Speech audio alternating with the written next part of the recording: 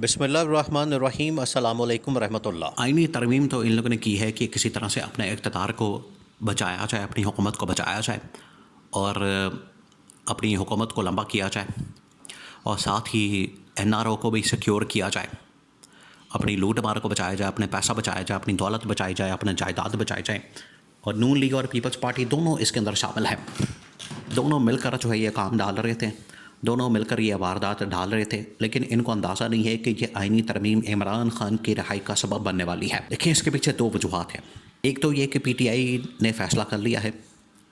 PTI ने एक तो ये फ़ैसला किया था कि हमने इन आइनी तरमीम के प्रोसेस के अंदर, अमल के अंदर हमने बिल्कुल शिरकत नहीं करनी और इसका मुकम्मल बायकॉट करना है। तो पीटीआई ने इसका बायकॉट किया। मौलाना फजल रहमान तो किसी तरह से मान गए, मौलाना फजल रहमान इनकी बातों में आ गए। मौलाना फजल रहमान ने इनकी हुकूमत की हाँ में हाँ मिला दी। फिर उसके बाद ये खबर चलाई गई कि मौलाना फजल रहमान के बेटे को गवर्नर खैबर पख्तूनख्वा बनाया जा रहा है और वहाँ पर पीपल्स पार्टी के गवर्नर को फैसल कोंडी को हटाया जा रहा है। बाद में जमीयत उलमा इस्लाम की जानिब से इस खबर की तरदीद कर दी गई, लेकिन हकीकत यही है कि मौलाना के साथ कोई ना कोई मुकमका हुआ है, मौलाना के साथ कोई डील हुई है, मौलाना के साथ आखिरकार लेन देन हुआ है, जिसके नतीजे में मौलाना ने नेशनल असम्बली के अपने 8 वोट और इसी तरह से सैनेट से 4 वोट जो है वो हुकूमत के हवाले किए और इनकी बदौलत जो है ये आइनी तरमीम पास करवा सके है। वरना अगर ये 8 वोट ना होते तो कम अज़ कम फिर हुकूमत को 15 वोटों की ज़रूरत पड़ जानी थी। बाकी इंडिपेंडेंट मिला मिलू के इन लोगों ने तोड़े हैं बंदे, कोई इधर से तोड़े हैं, कोई उधर से तोड़े हैं, पीटीआई के तोड़े हैं, कोई और जमातों के तोड़ तोड़ के को 10-15 बंदे मौलाना के साथ मिला के तो फिर ये आइनी तरमीम पास करवाने में कामयाब हुए। वरना इनके पास, और वैसे भी इनके पास ये लास्ट चांस था शहबाज शरीफ की गवर्नमेंट के पास, और इसकी वजह से फिर बिलावल को आगे किया गया कि शहबाज शरीफ 2 मरतबा नाकाम हो चुका है, 2 मरतबा जो है हमें जलील करवा चुका है, तो तीसरी मरतबा भी ये जलील करवा देगा। इस वजह से शहबाज शरीफ को पीछे किया गया और बिलावल को आगे किया गया कि तू आ और आकर ये आइनी तरमीम करके दिखा। अगर तूने कर दिया तो फिर तेरा जो है करियर बन जाएगा, तुझे अगली मरतबा प्राइम मिनिस्टर बना दिया जाएगा। ये बिलावल को टास्क दिया गया, जिम्मेदारी दी गई। अब इसके पीछे 2 वजूहत हैं। एक तो ये कि पीटीआई ने मुकम्मल तौर पर इसका बायकॉट किया और इस प्रोसेस का हिस्सा नहीं बने, और दूसरा ये कि पीटीआई ने फैसला किया है कि हम इसको चैलेंज करने जा रहे हैं सुप्रीम कोर्ट पाकिस्तान के अंदर। सुप्रीम कोर्ट पाकिस्तान से ऑलरेडी जस्टिस मंसूर अली शाह ने इसके ऊपर रद्द-ए-अमल दे दिया है और रद्द-ए-अमल देते हुए कहा हुआ है कि अब ये क्या ड्रामा हर रोज़ चलेगा। जैसे ही ये तरमीम, आइनी तरमीम पास हुई, एक तो रात की तारीकी में, रात के अंधेरे में इन लोगों ने ये डाका मारा, शब खून मारा, और रात के अंधेरे में इन्होंने ये वारदात डाली। और जैसे ही सुबह दिन चढ़ा, सुबह सवेरे जस्टिस मंसूर अली शाह अदालत के अंदर आए तो जस्टिस मंसूर अली शाह ने कहा कि अब हमें क्या करना है, आइनी बेंच बनाना है या नॉर्मल केस सुनना है, ये केस कौन सी अदालत के अंदर जाएगा। अब इस तरह के मसला पैदा हो गए हैं। आप अंदाज़ा करें कि सुबह जब जजेस बैठेंगे, अपनी दुकान खोलेंगे, अपना फट्टा लगाएंगे और कोर्ट रूम नंबर 1 के अंदर बैठेंगे, तो पहले वो गवर्नमेंट का इंतज़ार करेंगे और गवर्नमेंट डिसाइड करेगी कि कौन सा बेंच बनना है, कौन सा केस कौन से बेंच के सामने लगना है, कौन से जजेस आने हैं, कौन से जजेस नहीं बैठने, और ये शाम इसी में पड़ जानी है। और ये कर रहे चले थे अदालती रिफॉर्म्स, उल्टा इन्होंने और ज़्यादा मामले को पेचीदा कर दिया है। लो सांभो, ये इन्होंने तबाही और बर्बादी फेरनी है कि, और इमरान खान कई मरतबा इनका मतलब बात कर चुका है।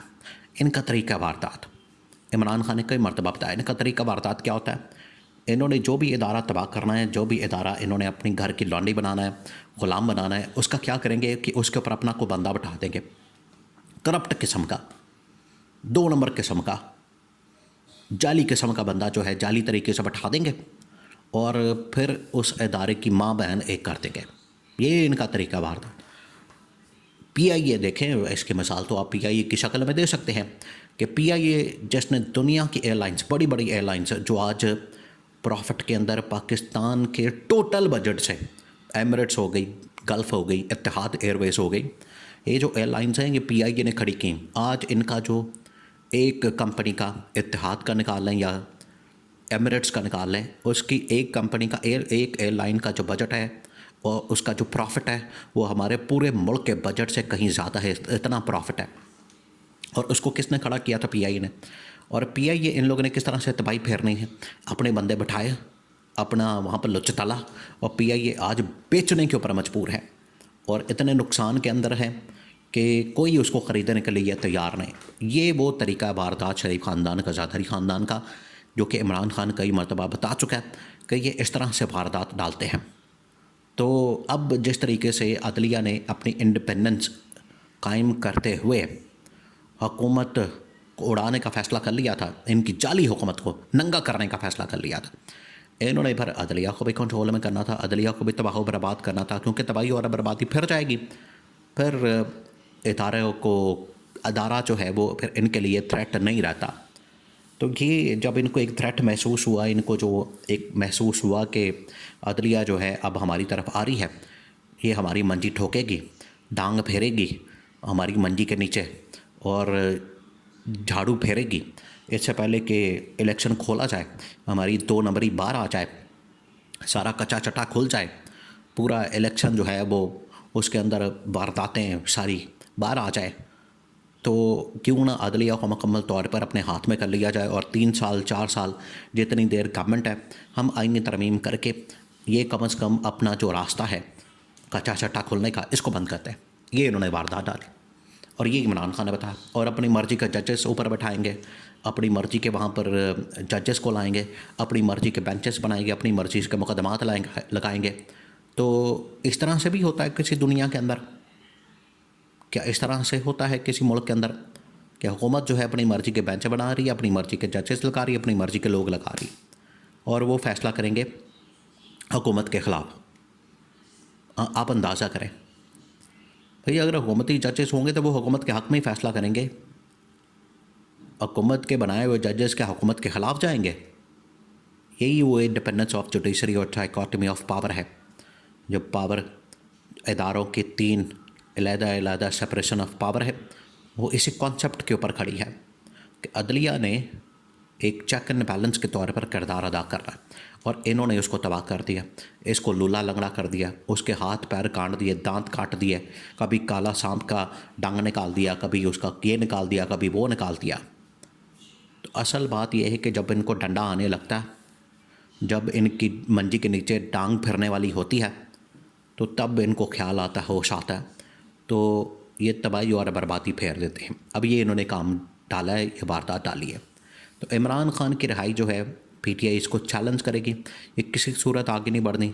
सुप्रीम कोर्ट ना सिर्फ इस आईनी तरमीम को उड़ा देगी, उसके नतीजे में इमरान खान की रिहाई जो है वो अमल में आएगी।